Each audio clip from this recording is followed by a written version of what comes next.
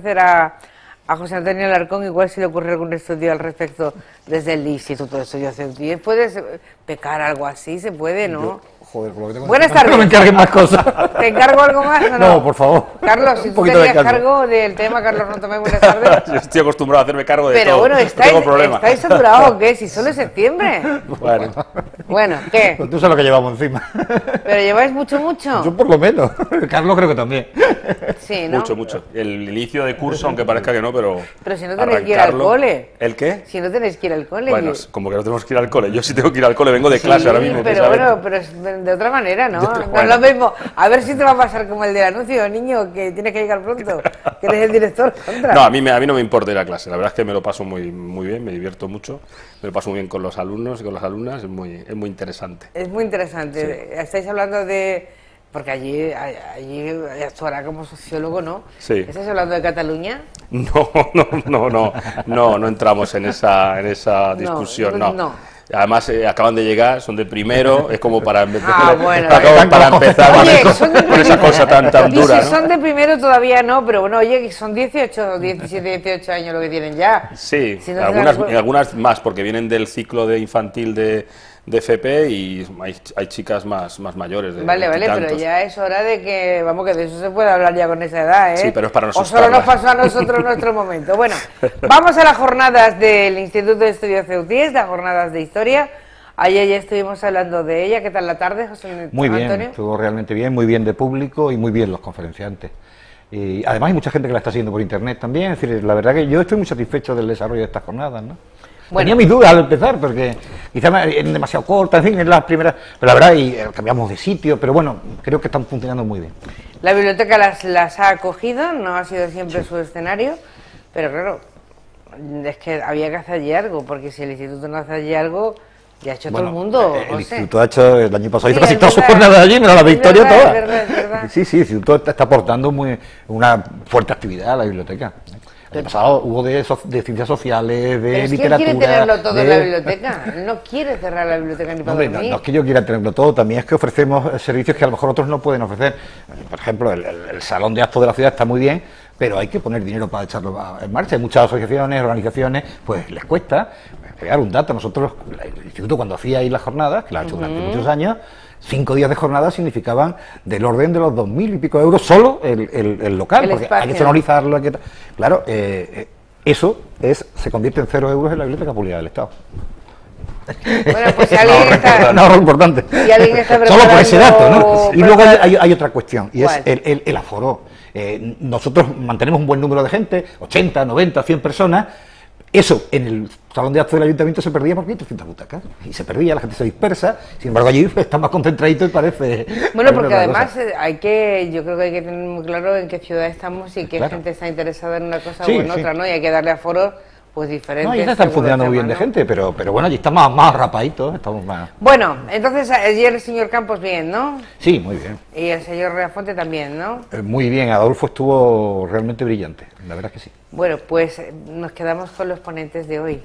¿Y sois vosotros? Sí. ¿De qué vas a hablar, Carlos Rotomé? Bueno, yo voy a ser el último voy a hacer a las jornadas y voy a hablar sobre el localismo, o sea, es decir, todas las partidos y las propuestas políticas de carácter local durante ese primer periodo, yo que cogí un periodo muy corto, del 75 al 79 principalmente, y bueno, pues ver un poco las dinámicas y la diferencia del localismo ceutí con respecto al localismo en otras regiones, en otras ciudades de España, que era muy interesante, muy curioso. ¿Y cómo es? ¿Cómo era? Bueno, pues no vas a dar la conferencia aquí, pero vamos a invitar, vamos a dejar con la miel en los labios para que esta tarde no se la pierdan. La principal diferencia desde el punto de vista ideológico es que mientras que en muchos lugares, en muchas regiones, el localismo es una expresión, digamos, de cierta reivindicación identitaria o cierta reivindicación local,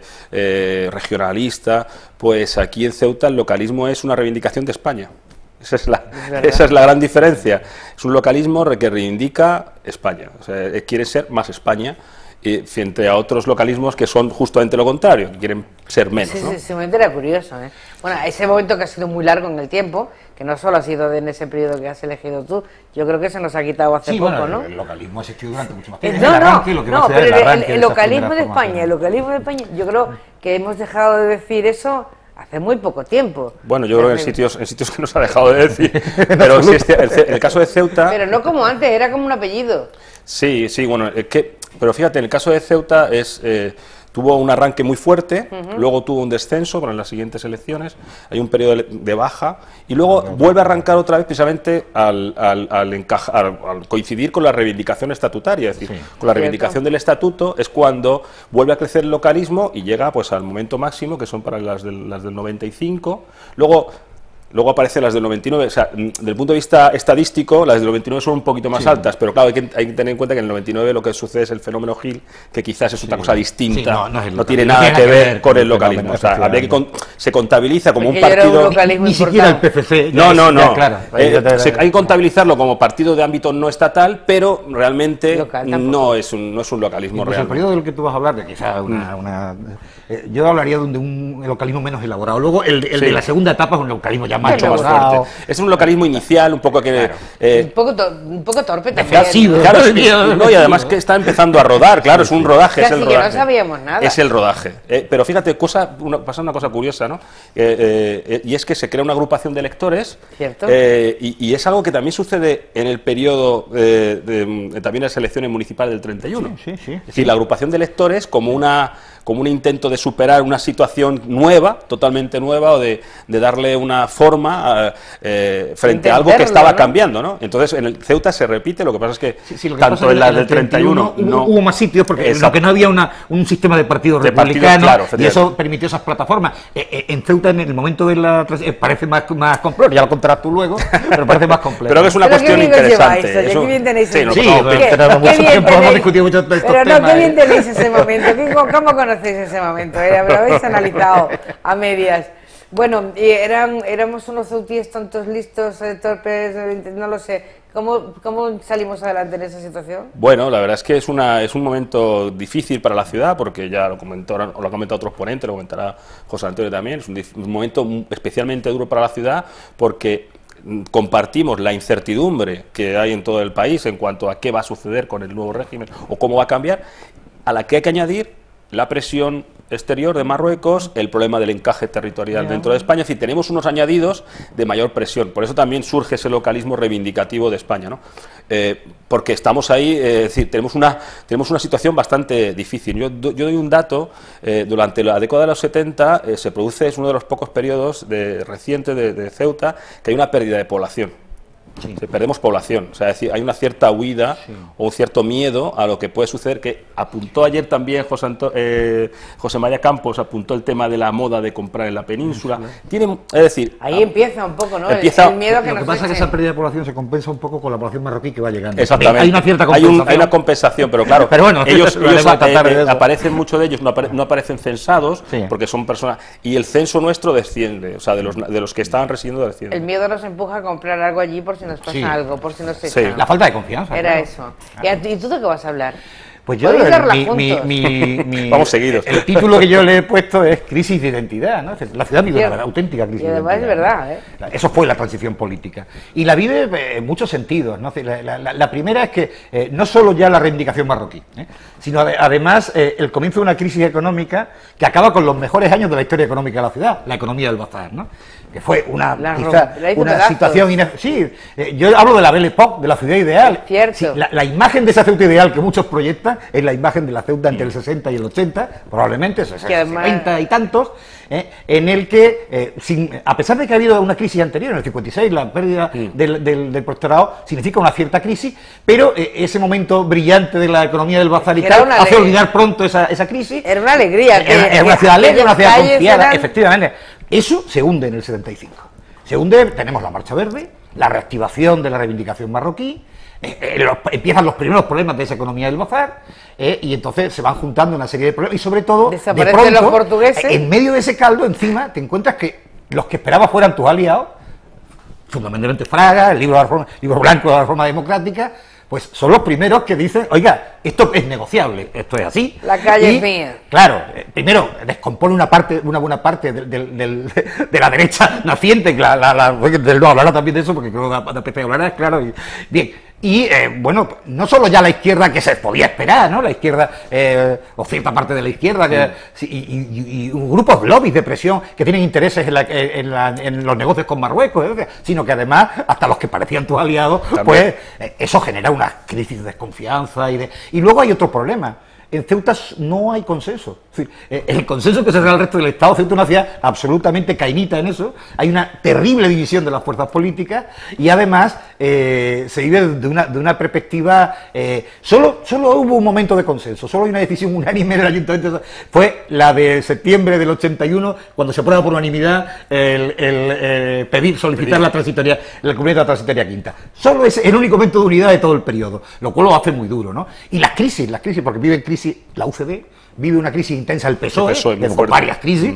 En fin, que estamos en una ciudad con la verdad que era realmente conflictiva, era una express, cuando no una cosa era otra. Y otra cuestión, que nunca luego en la ciudad hubo un repunte del movimiento obrero, la congelación salarial, la dureza de aquel momento, el pacto de la Moncloa, hacen que tuvimos la huelga más importante de nuestra historia, la construcción, casi 3 meses de huelga, que fue una cosa desconocida, o la de los panaderos, que también fue una huelga importante. En un momento que además acaba de terminar el sindicato vertical, están naciendo los nuevos sindicatos, en fin, es un periodo apasionante, es tan denso que va a ser complicado meterlo en una hora, ¿no? Va a ser bastante complicado. Pero bueno, yo creo pero todo eso define esa crisis de identidad, de miedo, de falta de confianza, de incertidumbre en la incardinación administrativa del Estado, porque eso es algo que además no tiene la culpa la transición. Es algo que se rompe en 1924, cuando Primo decide de alguna manera romper la vieja ligazón con Cádiz y meternos en el protectorado, en la administración del protectorado, de alguna manera, dependencia del Alto Comisario, y a partir de ahí toda una crisis administrativa, de encaje administrativo de la ciudad, ¿no? Sí, no, es un momento, es el momento del que luego dimanan todos los problemas posteriores. Entonces, bueno, todo eso hace un caldo de cultivo que hace una ciudad muy difícil, muy dura, con mucho miedo. De ahí la palabra crisis de identidad, una auténtica crisis de identidad, ¿no? Que además esto fue antes de ayer, ¿eh? Que no sé si todavía, no sé si hemos salido al 100% de eso, Yo milité en algunos, era muy joven, pero milité en algunos de los partidos que estaban en la pelea, ¿no? Es decir, también eso te obliga como historiador a un esfuerzo de equilibrio, sobre todo de no hacer trampas. Las interpretaciones son libres, desde luego, y cualquier historiador, y los historiadores no somos neutrales, interpretamos las cosas, pero lo que sí, no hacer ninguna trampa en el aparato crítico, ¿no? Que el aparato crítico sea real, sea fuerte, sea consistente, y a partir de ahí, claro, cabe la libre interpretación, que forma parte, lógicamente, del juego historiográfico, ¿no? Yo no sé si había mucho amateur también, intentando ser el prota de la historia del momento, ¿no? En la transición realmente las primeras élites políticas son personas que vienen del régimen anterior, la mayoría. La mayoría han pasado ya por la política, hay muy pocos nuevos en política, son todo gente que ha estado en el movimiento, que ha estado en los sindicatos, que han sido concejales, que han sido, en fin, que han tenido, ya vienen de la política, vienen rodados. Vienen rodados. Pero hasta más lejos. Sí. Tú fíjate, por ejemplo, el APC, sentado muchos años APC ahí, Ibáñez Trujillo. Esos son élites de la restauración, de antes, de la guerra de África, de ahí viene, ¿no? Y se han mantenido en la vida política. En el caso de la familia Olivencia, en el otro lado, en el CDR, son élites republicanas, ¿no? Sí. Claro. Y que luego en el franquismo mantienen un fuerte peso, lo que pasa que ya su padre no, porque ha sido alcalde republicano, pero sin embargo mueve alcalde. Vicente García Razola, su propio cuñado Ruiz Sánchez, su propio hijo, y además controla el empresariado. Secretarios eternos de la Cámara de Comercio. Oye, estamos hablando de unas élites que ya vienen y hay gente nueva, por supuesto, se incorpora gente nueva que también hablaremos de ella. Realmente la transición no es una ruptura, es una transición. Incluida las élites. Las élites se trasladan. Pensemos en Adolfo Suárez, ¿no? Claro, empezando por el propio Adolfo Suárez, pero todas las élites a nivel local también, es decir, a nivel local son gente ya experimentada. Hay alguno que es nuevo, efectivamente hay alguno que... Yo cuando me refiero a los nuevos, me refiero a los nuevos en ese sentido, de muy nuevos para enfrentarse con todo ese aparato. Fíjate si eran dependientes del antiguo régimen, que las cabezas de lista de unos partidos de la izquierda, el PSP, son dos concejales, en el caso de Matías desde 1949, concejal franquista ininterrumpidamente hasta el 77, ¿no? Y el 79, el límite del 78, y Clemente del 58. Exactamente, los dos Matías, Calvo Cara Pecino, pública del partido de Tierno Galván, del PSP, y luego del PSOE. Exactamente, en principio aparece, cuando termina cuando aparece la ley de asociaciones y, bueno, posteriormente se inscribe ya el Partido Socialista Popular, ellos aparecen como cabeza de lista del Partido Socialista Popular, luego pasan al PSOE, se van del PSOE precisamente por esa ambigüedad en el tema territorial, además publican una carta diciendo que se van por eso, hay una carta, bueno, bien, pero vamos, digamos que la excusa es esa y acaban formando la agrupación esta y tal, que es un batiburrillo de gente de todos los colores. Pero un batiburrillo. Un batiburrillo. Así duró 10 minutos, pero, exactamente 10 minutos. Sí, pero además, Matías claro, estuvo un tiempo desterrado. Sí, por Serafín. Él había denunciado a Serafín y llevaba también una carga de odio importante, de revanchismo. Durante ese tiempo, además, él está constantemente solicitando que el indulto sea efectivo, porque lo indultan, pero él no se puede reintegrar a la vida política, o sea, tiene un lío ahí increíble. Es que había demasiadas guerras. Pero fíjate, te voy a dar un dato incluso que la gente no conoce. A ver. En el propio PSOE, una persona que luego fue el todo PSOE, Francisco Frais Armada, intentó ser concejal franquista en el 73. Pierde las sindicales, va por el tercio sindical y no logra conseguirlo. Pero hasta el propio Francisco Frais había intentado jugar en el juego de las élites políticas del franquismo. Es decir, que ya es un dato... Hay una cosa que... Tuvo suerte de no conseguirlo, porque se olvidó, pero es un dato cierto. Hay una cosa que la gente muchas veces no conoce, es un dato muy importante. Que se cree que antes, o sea, había elecciones. Es decir, el hecho de que había elecciones, los tercios el tercio sindical, el tercio familiar. Y aquí hubo hasta batalla en algunas. Entonces, es decir, había elecciones. Mucha gente confunde que haya unas elecciones, que es un elemento formal, para que haya una democracia realmente. Que muchas veces confundimos. No necesariamente. Exactamente, el elemento formal, que es ir a votar o hacer una campaña, para que haya una democracia real. Y las hubo competidas. El caso de Serafín Becerra es un caso típico. Había campaña. Serafín Becerra, el tercio familiar, le gana a los romeros. Los romeros son la falange, pura y dura. La bandera de falange, gente con una influencia política enorme en el franquismo ceutí, y sin embargo Serafín, que hace su campaña y les gana dentro de la política del régimen, no se podía hacer. Era un personaje también, Serafín. Le gana a los romeros, que eso era como batir a decir, claro, a la élite política de toda la vida, ¿no? Y Serafín, que venía de ningún sitio, para entendernos, venía de un trabajador normal y de boxear, efectivamente, con el populismo logra, dentro pero hubo competición dentro del franquismo, otra cosa, lo que no hubo es democracia, pero competición sí que hubo. La verdad es que... Las familias. Bueno, esto de las familias, tampoco ha habido tantas familias. Luego el tema de las familias se ha quedado ahí, la familia... Yo no recuerdo tantas familias, ¿eh? No, me refiero a las familias del régimen, no a las familias ya, o sea, decir, no, pero luego luego siguieron y no. Y además Falange es la primera que se registra como partido político después de, o sea, que digamos tiene tiene todas las facilidades del mundo. Lo que pasa es que, claro, evidentemente luego cuando llega la hora de jugar, pues evidentemente no parte con la eso con es lo que implica las dos fuerzas de derecha en Ceuta en la transición. Bueno, la UCD llama la del centro, lo que vaya. Es decir, hay dos tendencias, dos familias del franquismo distintas, diferenciadas, que están montando una la UCD y otra bueno, quería ser AP, que termina siendo APC casi por motivos de necesidad, ¿no? Porque claro, Fraga les monta el chiringuito. Le rompe las perspectivas, con su libro, con el libro blanco para la democracia. En realidad ese párrafo lo había escrito Castilla. Lo que pasa es que él no se lo ha hecho probablemente a tiempo. Y un dato interesante, ese libro, el libro blanco para la reforma, ese libro lo coordina Jorge Bestringe. Sí. El que es ahora líder de Podemos o cabeza de... Pero eso sí que me llama la atención. En mi PowerPoint hay una foto de Bestringe en Ceuta, que es secretario general de AP. Aquel eslofer estaba a la derecha de la derecha. Pero exactamente, es que Bestringe era eso, a la derecha de la derecha. Y yo que ahora le voy en Podemos y dice... ¿Cuánto hemos cambiado, además, no? ¿Cuánto hemos cambiado? Es un camino, además, raro, extraño, raro. Me refiero, no por nada, sino porque mucha gente, es más habitual que personas que son de talante o izquierdista, más progresista, con el tiempo, por la edad y por otras cosas, se van haciendo más conservadores, normalmente. Este es justo al contrario, por eso digo, es un elemento extraño, ¿no? Pero además con un viaje en medio, intentó ser miembro del Partido Socialista, aunque creo que no lo aceptaron, no lo admitieron. Ha cogido todo el arco, ¿no? Sí, el caso era quedarse, ¿no? Pero bueno, lo de ya llegar al otro extremo, a mí me ha parecido realmente llamativo. Sí, tuvo una situación extraña, de luego la evolución es muy extraña. El tipo no era muy normal, ¿eh? El tipo era un poco, donde se pusiera, era un poco extraño. Bueno, así de divertidas son las jornadas de historia de Ceuta. Sí, yo creo que la gente va a disfrutar y se va a pasar porque además es un periodo muy identificable para muchos de los que puedan ir, para otros más jóvenes quizás más desconocidos, y yo creo que a mí en general me han parecido muy divertidas, aparte de interesantes, me han parecido muy divertidas y muy... La verdad que puedo pasar un buen rato esta tarde.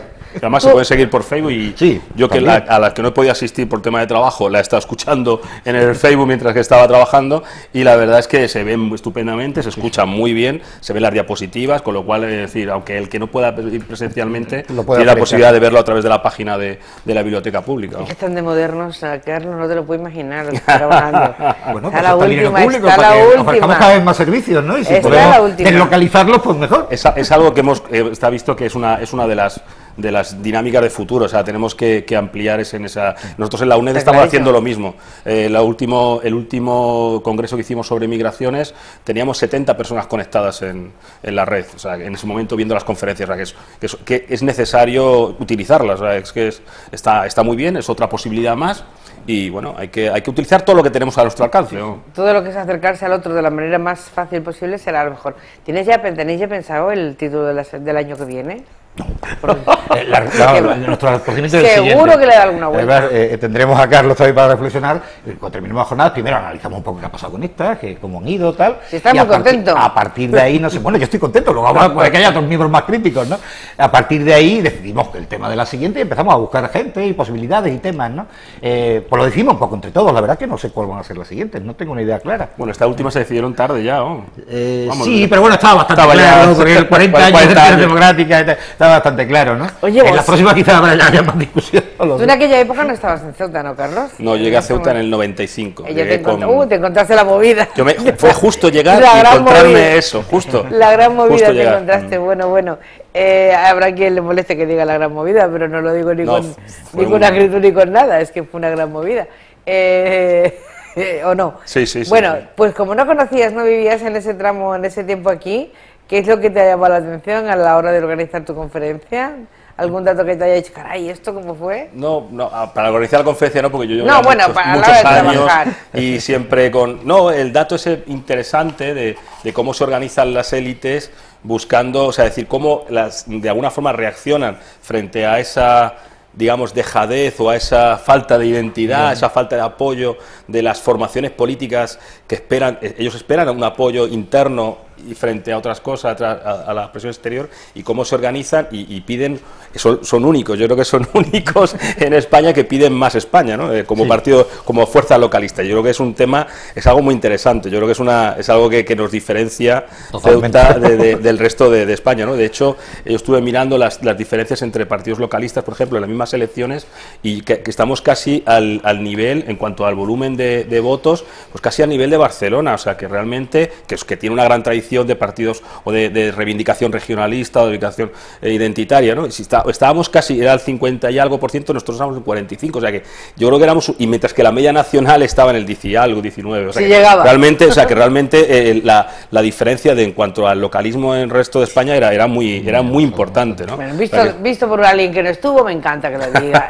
José Antonio, ¿qué hora quedamos? Pues empezamos a las 6 hoy, tenemos una comunicación antes de la ponente de Carlos y mía, que se llama La transición vista de una forma intergeneracional. La hacen una persona mayor y otra persona más joven, una joven doctorando, creo que tú lo Sí. conoces, y que yo creo que va a ser interesante, esa visión desde quien la ha vivido y quien no la ha vivido, ¿no?